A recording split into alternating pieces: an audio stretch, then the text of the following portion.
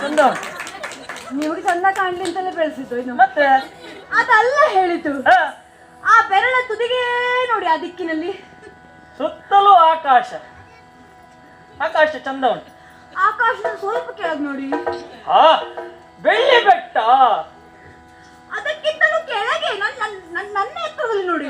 ನಿನ್ನೆ ಎತ್ತರದಲ್ಲಿ ನೋಡಿದ್ರೆ ಆಕಾಶ ಕಾಣುವುದು. ಸರಿ ಹೌದು, ನಿನ್ನ ಹತ್ರದಲ್ಲಿ ನೋಡಿದಾಗ ಏನಾದ್ರೂ ಕಾಣಬಹುದು. ಏನ್ ಕಾಣ್ತಾ ಉಂಟು? ಹಾ ಕಿರುದಾದ ದಾರಿ ಕಾಣುವುದಿಲ್ವಾ? ಕಾಣ್ತಾ ಉಂಟು. ಆ ದಾರಿಯಲ್ಲಿ ಕಾಣ್ತಾ ಇದ್ದೇನೆ. ಏನು? ಇರುವೆಗಳ ಸಾಲು ಹೋಗ್ತಾ ಇದ್ದ ಹಾಗೆ. ಇರುವೆಗಳ ಸಾಲಿನ ಮಧ್ಯೆಯಲ್ಲಿ ಹೋಗ್ತಾ ಇರುವವರಲ್ಲಿ ಯಾರು ಗೊತ್ತುಂಟಾ? ಯಾರು? ಬ್ರಾಹ್ಮಣರು. ಬ್ರಾಹ್ಮಣರ? ಆಗ್ಲಿ, ಸಂತೋಷ. ಹೌದು. ಅವರೆಲ್ಲ ಹೋಗುತ್ತಾ ಇರೋದು ಎಲ್ಲಿ ಗೊತ್ತುಂಟಾ? ಎಲ್ಲಿಗೆ? ಅವರೆಲ್ಲ ಹೋಗ್ತಾ ಇರೋದು ನಮ್ಮ ಮನೆಗೆ. ಸ್ವಲ್ಪ ವ್ಯತ್ಯಾಸ ಆಯ್ತು. ಹೌದು, ಹೋಗುವುದಲ್ಲ, ಅವರೆಲ್ಲ ಬರುತ್ತಿರುವುದು ನಮ್ಮ ಮನೆಗೆ. ಅಲ್ಲ, ಈ ಮನೆಗೆ ಬರುವುದಾದ್ರೆ ಅವರೆಲ್ಲ ಬರುತ್ತಾ ಇರುವುದು ಅಂತಲೇ ಆಗಬೇಕು. ಮತ್ತೆ ಆದ್ರೆ ನಮಗೇನು ಒಂದೇ ಮನೆಯ ಸ್ವಾಮಿ. ಮತ್ತೆ ಯಾವುದು? ಭೂಲೋಕದಲ್ಲಿ ಮತ್ತೊಂದು ಮನೆ ಉಂಟಲ್ಲ. ಯಾವುದು? ನಿಮ್ಮ ಮಾವನ ಮನೆ. ನಿನ್ನ ಅಪ್ಪನ ಮನೆ ಅಂತ ಹೇಳು. ಹಾಗೆ ಹೇಳಲಿಕ್ಕೆ ಆಗುದಿಲ್ಲ. ಯಾಕೆ? ಮದುವೆ ಆದ ನಂತರದಲ್ಲಿ ಹೆಣ್ಣಾದವಳು ಯಾವುದೇ ಸಂಬಂಧಗಳಿದ್ದರು ಅದನ್ನು ಗಂಡನ ಮುಖೇನವಾಗಿಯೇ ಪರಿಚಯ ಮಾಡಿಕೊಳ್ಬೇಕಂತೆ. ನಿಮ್ಮ ಮಾವ, ನಿಮ್ಮ ಭಾವ ಹೀಗೆಲ್ಲ. ಹೌದಪ್ಪ. ಹಾಗಾಗಿ ಹೇಳಿದೆ.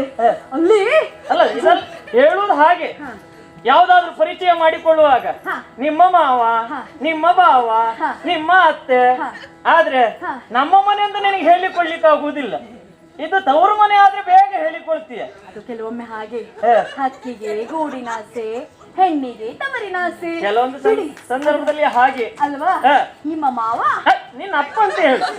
ಅದು ಪರೋಕ್ಷವಾಗಿ ಹಾಗೆ ಮಾಡುತ್ತಿರುವಂತಹ ಅಧಿಕ ಯಾಗುವಂತೆ. ನಿನ್ನ ಅಪ್ಪನೇ ಅಧಿಕ, ಮತ್ತ ಅವ ಮಾಡುವುದು ಅಧಿಕ ಅಲ್ವಾ? ಹಾಗಲ್ಲ, ನಾನು ಹೇಳಿದ್ದೆ ಹಾಗೆ. ನಿನ್ನ ಅಪ್ಪ ದೊಡ್ಡವ, ಮಹತ್ತರವಾದಂತಹ ಯಾಗವನ್ನು ಮಾಡ್ತಾ ಇದ್ದಾರೆ ಅಂತ ನಮ್ಮ ತಂದೆಯವರು. ಅಧಿಕ ಇರುವಾಗ ಅಧಿಕನೇ ಮಾಡುವುದು. ಆಯಾ ಈ ರೀತಿ ಮಾತಾಡುವುದು ನಮ್ಮಲ್ಲಿ. ನನ್ನಲ್ಲಿ ಮಾತ್ರ ಈಗ ಮಾತಾಡುದಲ್ವ ನೀವು? ಮತ್ತೆ ಸ್ವಾಮಿ, ಆ ಬ್ರಾಹ್ಮಣರ ಹೇಳಿದಂತ ನೀನು ಯಾಕೆ ಈ ರೀತಿಯಾಗಿದ್ದೀಯನೋ ಹಾಗೆ ಅರ್ಥ ಆಗ್ಲಿಲ್ಲ. ನಾನು ನೋಡಿ ಒಮ್ಮೆ ಎಳೆ ಕರುವಿಗೆ ಕಿವಿಗೆ ಗಾಳಿ ಊದಿದ ಹಾಗೆ ಕುಣಿತದೆ ನೋಡಿ. ಅಲ್ಲಿ ನಾನು ಅರ್ಥೈಸಿಕೊಂಡದ್ದು ಹಾಗೆ. ಇವತ್ತು ನನ್ನ ಪರಿಸ್ಥಿತಿ ಹಾಗೆ ಆಗಿದೆ. ನಿನಗೆ ನಿಂತಲ್ಲೇ ನಿಲ್ಲುವುದಕ್ಕಾಗುವುದಿಲ್ಲ. ಆಗುವುದಿಲ್ಲ. ನಾನು ತಿಳ್ಕೊಂಡದ್ದು ಹೇಗೆ? ಈ ಕೈಲಾಸ ಪರ್ವತ ಶೀತದಿಂದ ಕೂಡಿರ್ತದೆ, ಇಲ್ಲಿ ನಿಲ್ಲುವುದಕ್ಕಾಗುವುದಿಲ್ಲ.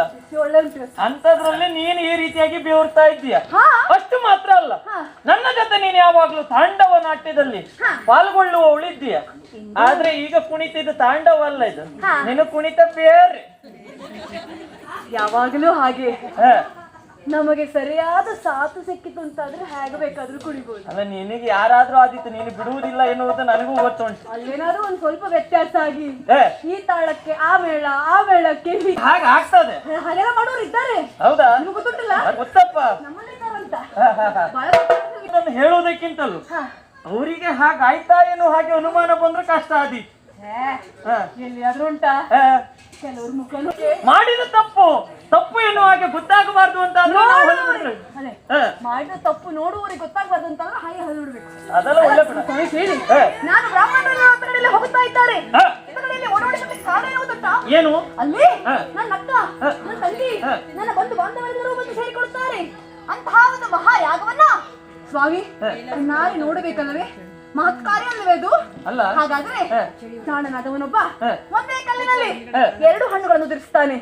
ನಾವು ಮದುವೆ ಆಗಿ ಎಷ್ಟು ಕಾಲ ಆಯ್ತು ಹೇಳಿ? ಬಹಳ ಸಮಯ ಆಯ್ತು. ಎಲ್ಲಾರು ಕರ್ಕೊಂಡು ಹೋಗಿದ್ದೀರಾ ತಿರುಗಾಟಕ್ಕೆ? ತಿರುಗಾಟ ಕರ್ಕೊಂಡು ಹೋಗ್ಬೇಕು ಅಂತ ಹೇಳುದ? ಅಲ್ಲ, ನೀನು ಹೇಳಿದ ಮಾತನ್ನ ಕೇಳಿದವ ನಾನಿದ್ದೇನೆ. ಅದು ನೀನು ಹೇಳಿದೆ ಮಾಡುವಂತ ಕಾರ್ಯದಲ್ಲಿ ನನ್ನ ಅಕ್ಕ ಭಾವಂದಿರೆಲ್ಲ ಬಂದಿದ್ದಾರೆ. ಹೌದು ಸ್ವಾಮಿ. ಆದ್ರೆ ನೋಡಿ ಆಲೋಚನೆ ಮಾಡಿ ಈಗ ತಿರುಗಾಟಕ್ಕೆ ಒಂದು ಒಳ್ಳೆ ಸ್ಥಳ ಸಿಕ್ಕಿತು. ಹೇಳಿ, ಒಂದು ತಿರುಗಾಟ ಮಾಡುವ. ಅಲ್ಲ, ನಾನು ಭಾವಿಸಿದ್ ಹೇಗೆ ಗೊತ್ತುಂಟ? ಈ ಪ್ರಸಂಗದಲ್ಲಿ ಬ್ರಾಹ್ಮಣರಿಗೆ ಒಳ್ಳೆ ಕೆಲಸ ಅಲ್ವಾ? ಅಲ್ಲ, ಎಲ್ಲರ ಮನೆಗೆ ಹೋಗಿ ಕರೆದು ಬರುವುದು. ಹೋದ್ರು, ಹೋಗ್ಬಿಟ್ಟಿದ್ರು ಅವರು. ಈಗ ಹೇಳಿದ ಪ್ರಯೋಜನ ಆಗಿದೆ. ಹೌದಾ? ಅಲ್ಲ, ಎಲ್ಲರ ಮನೆಗೆ ಹೋಗಿ ಅವರೇ ಬಂದು ಕರೆದದ್ದಲ್ಲ. ಬ್ರಾಹ್ಮಣರಿಗೆ ಎಲ್ಲರಿಗೂ, ನನ್ನ ಅಕ್ಕಂದರಿಗೂ, ತಂಗಿಯಂದರಿಗೂ ಹಾಗೂ ಬಾಂಧವರೆಲ್ಲರಿಗೂ ಅಪ್ಪನೇ ಆ ಮಂತ್ರನ ಕಳಿಸಿದ್ದಾನೆ. ನನಗೆ ಹೇಳಿದ್ದು ಬ್ರಾಹ್ಮಣರು. ಹಾಗಾಗಿ ತಡ ಮಾಡೋದು ಬೇಡ. ಹೇಳಿ ಹೇಳಿ ಹೇಳಿ ಹೇಳಿ ಹೋಗುವ ಹೋಗುವ. ಹಾಗಾದ್ರೆ ನೀವೇ ಕರೆ ಬೇಡವಾ? ಕರೆ ನನಗೆ ಯಾಕೆ ಸ್ವಾಮಿ? ಅವರು ಹೆಸರು ಇರುವುದು ಅನುಚಿತ ಅಂತ ಹೇಳಬೇಡಿ. ಕೆಲವೊಂದು ಸ್ಥಳಗಳ ಹೋಗುವಾಗ ಪ್ರತ್ಯೇಕವಾಗಿ ಕರೆಯನ್ನು ಕೊಡಬೇಕು ಅಂತ ಇಲ್ಲವೇ ಇಲ್ಲ ನಿಮ್ಮಲ್ಲಿ